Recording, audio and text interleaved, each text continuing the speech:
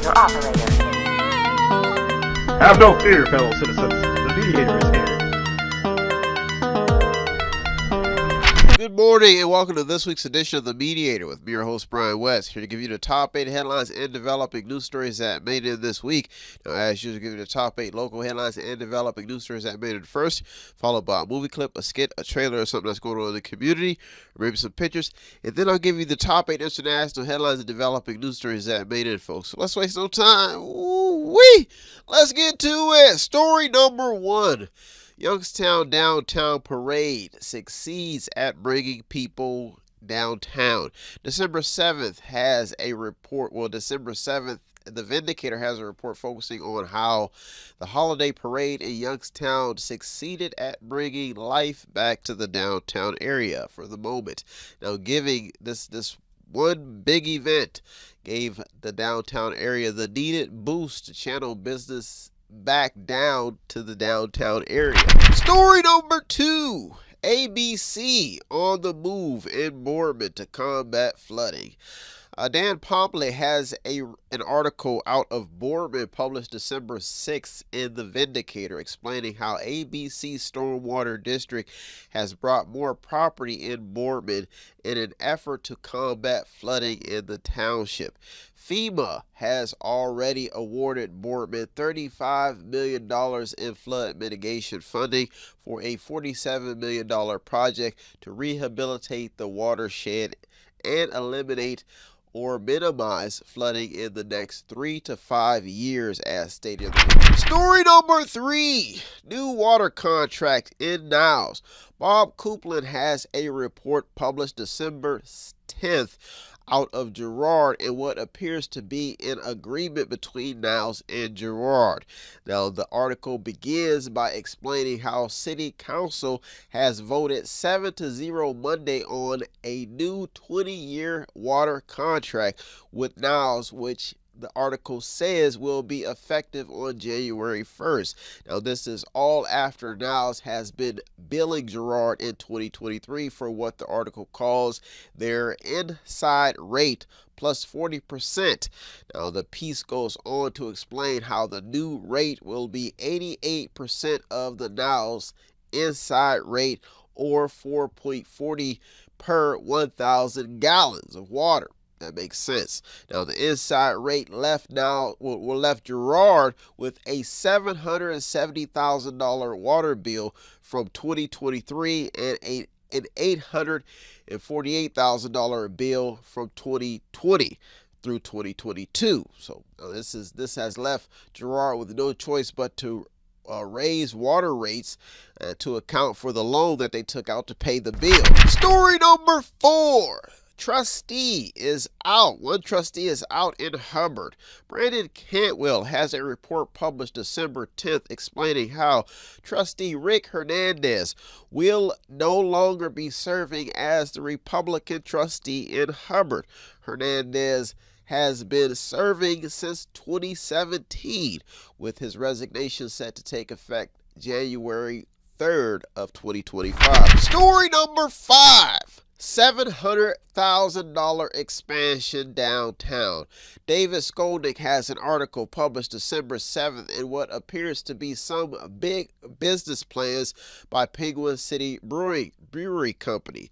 Now, $700,000 is the expansion cost amount. Did not know. Now, what got this story in is the fact that the company is seeking a 75% 10-year tax abatement to help account for the cost.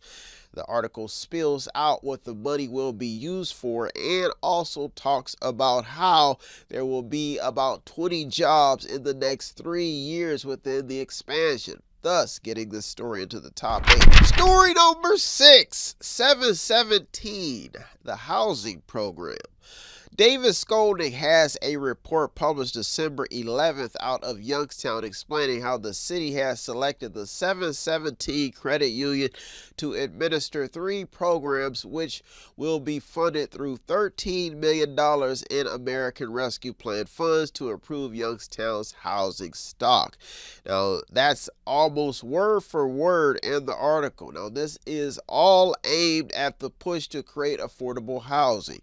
Now, these are low interest loans for qualified homeowners to improve the interior and exterior of their homes. Money will even be available for landlords, according to the article. Story number 7 and the top 2 local headlines and developing news stories that made it this week with one goal, and that's to keep people informed. The importance of being informed. If you want to check out the show, if you don't get up this early, you can check out the show. I do upload it to the website on Mondays.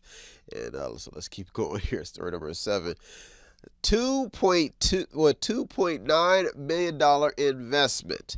Ron Seelig has a report out of Youngstown published December 11th in the Mediator. Now, it appears that Youngstown and Southeastern Railroad plans to spend some money.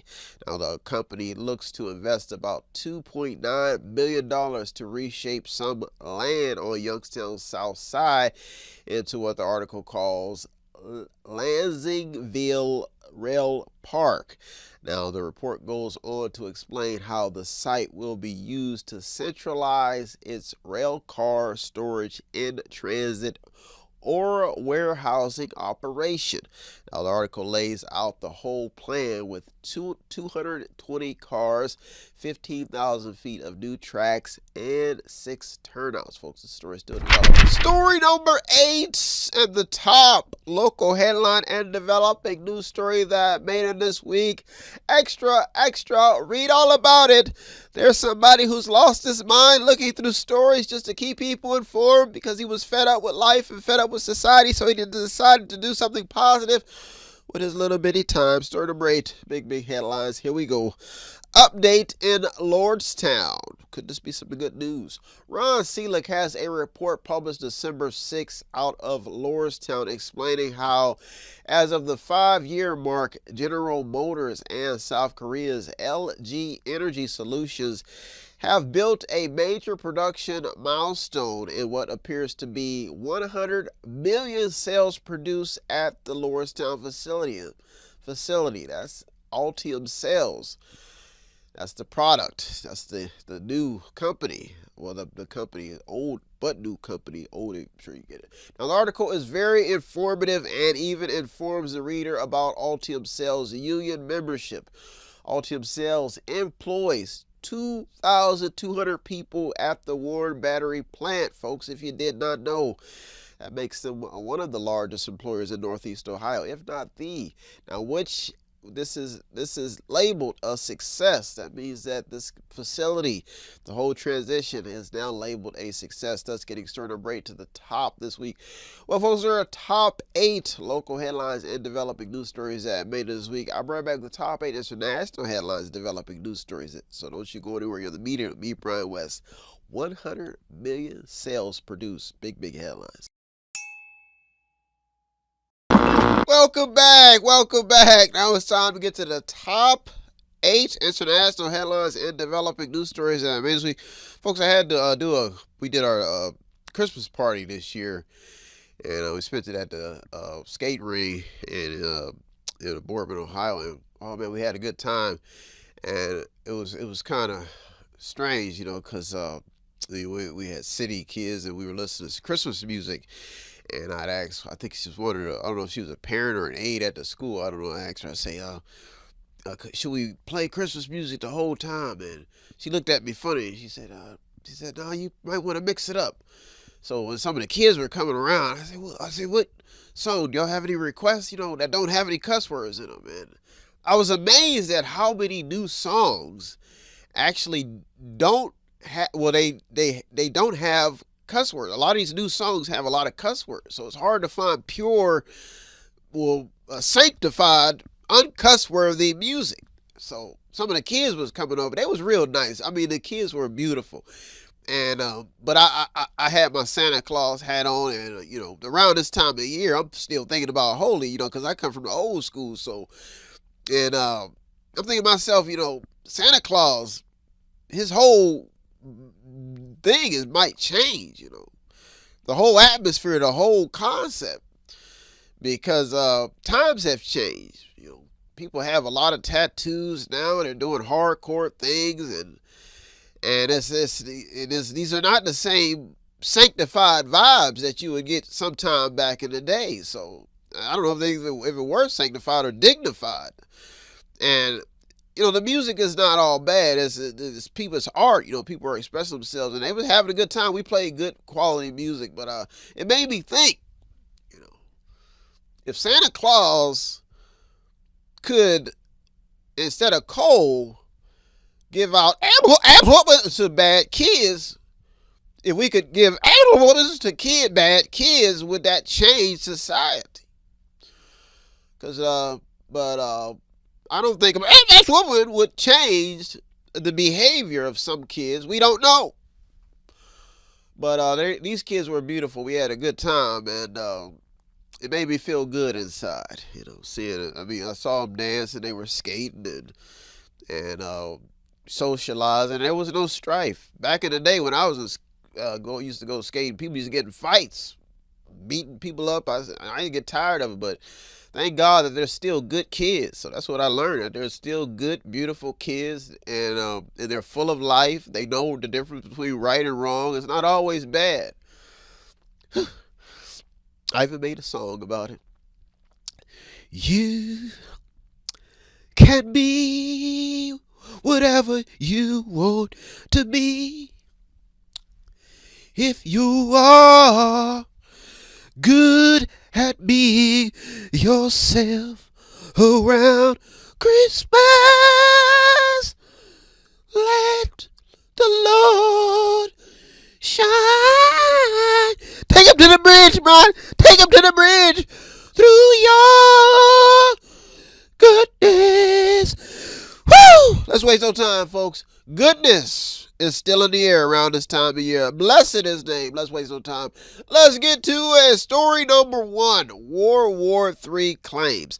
MoneyWise has a report in which Jamie Dimon warns that World War III has already begun. Wow. How crazy is that? Now, he goes on to explain how his team is preparing for serious conflicts with China and Russia.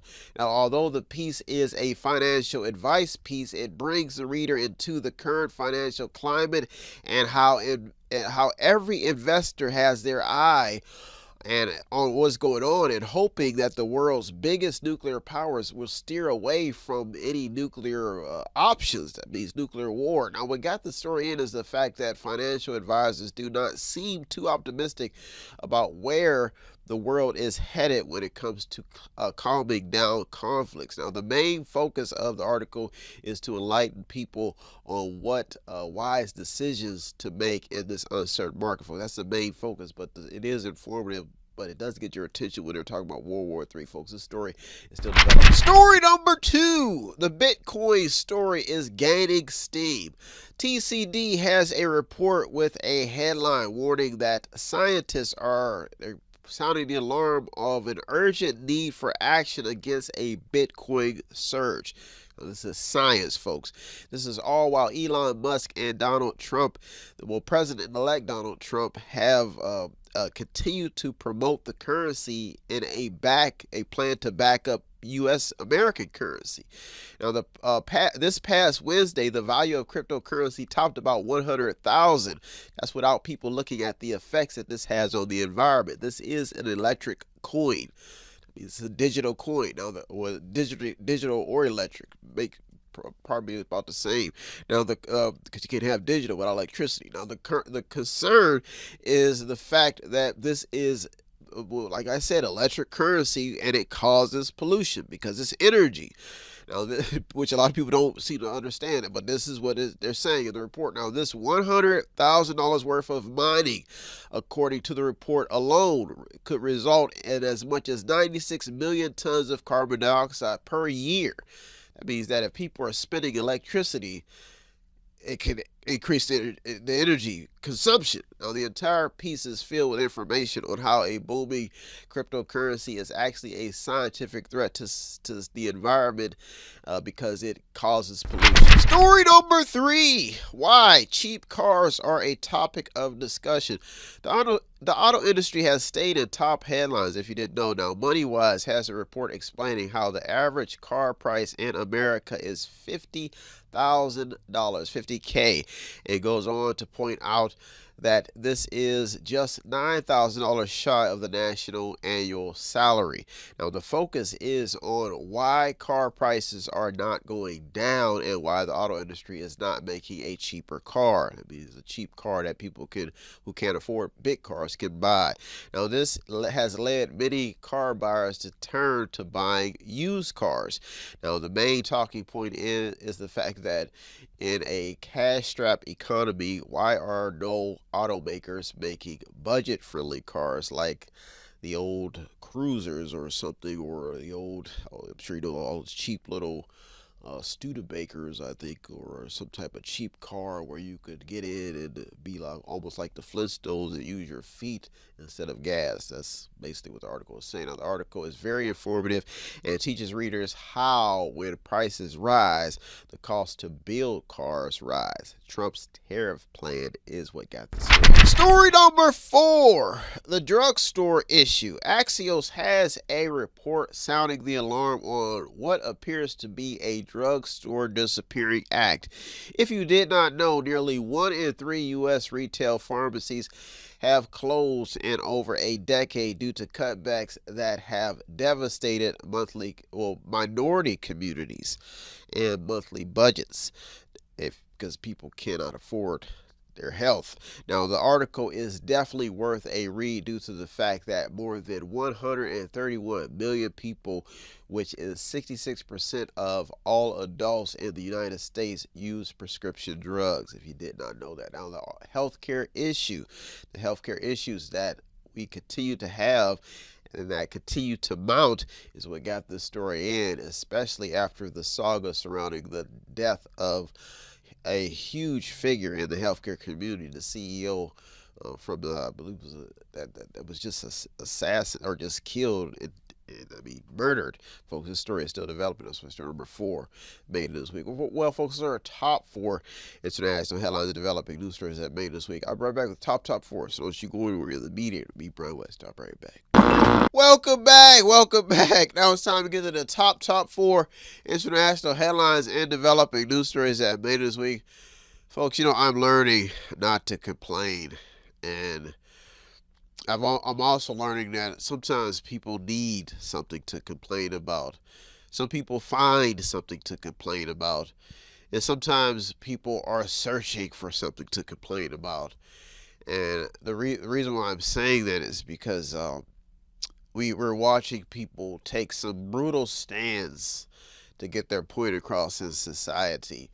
We just saw a healthcare CEO get basically murdered and probably broad daylight by a young adult who obviously has a motive or a reason for this. And we're seeing this quite often where people are just deciding to kill other people and or doing things. Now, some people would call it crazy, but other people, the way people think, some people may call it justice, or they have a motive or a reason to shoot stories like this into the top of the news pile.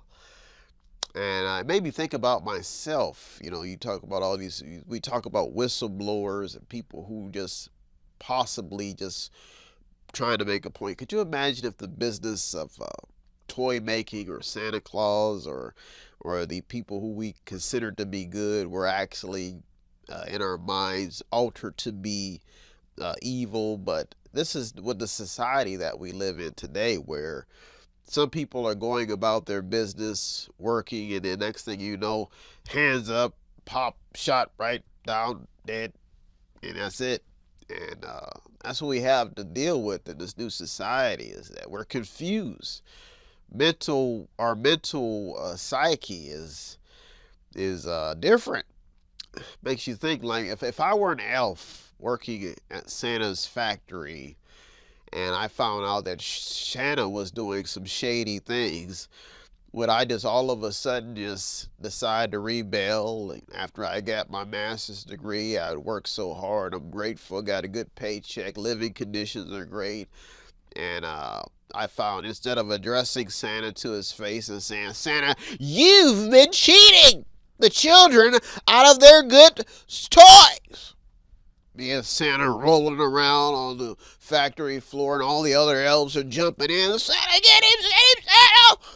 Who's going to deliver the toys this year? Could you imagine this? Healthcare CEOs going down.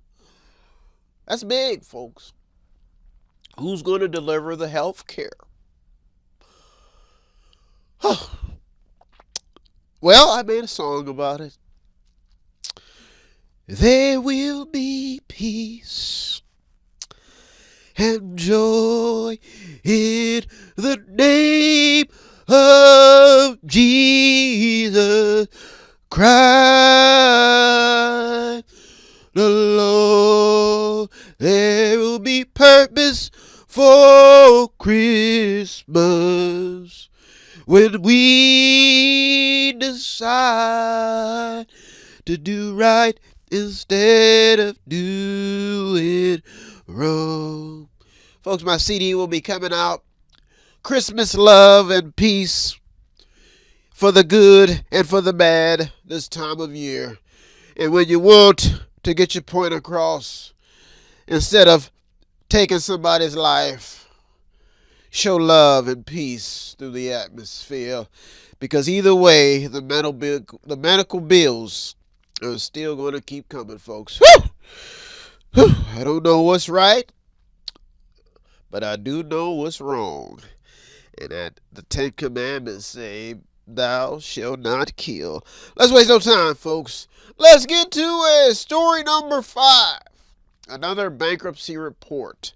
Here is a list of fast food restaurant chains and franchises that have been hit hard post-pandemic era. Pizza Hut, Arby's, Popeyes, Starbucks, and Subway. Folks, each of these well-known restaurants filed for bankruptcy in the last year. If you did not know, Popeyes operates 17 locations in Georgia. Arby's and its affiliates operates about 25 units in Illinois, Indiana, Texas, Mississippi, and Louisiana. Pizza Hut, which operates about 140 locations in Texas, Wisconsin, and Ohio, all are in the bankruptcy lines. And the list goes on. Now, Starbucks has 187 locations. Subway has about 1,600, according to the report in the street. This report is in the street. Now, these are all entry-level jobs and high school kids who probably need these jobs. They're being affected the most, along with the managers and the fast food executives, folks. This story is still developing. Story number 6, another sad criminal justice story. The Guardian has a report out of Ohio. This is after a body camera showed that an Ohio police officer fatally shot a 15-year-old boy. The video does not show what led up to the shooting, but does show the shooting. Now, a shooting that has once again put the justice system back into the hot seat. Now, the article goes on to explain what led up to the shooting and does say that the officers heard gunshots and the kid had a gun in a zipped up pocket, leaving the question of why was he shot. Now, the entire incident has baffled officials and the public on the cause and effect that is keeping these repeated incidents in top headlines. Now, the use of deadly force when upholding the law seems to be causing more harm and strife than good. Now, headed into a new year, the justice system once again is on high alert. The biggest problem in this story is perception and what could have been prevented, or if it could have been prevented,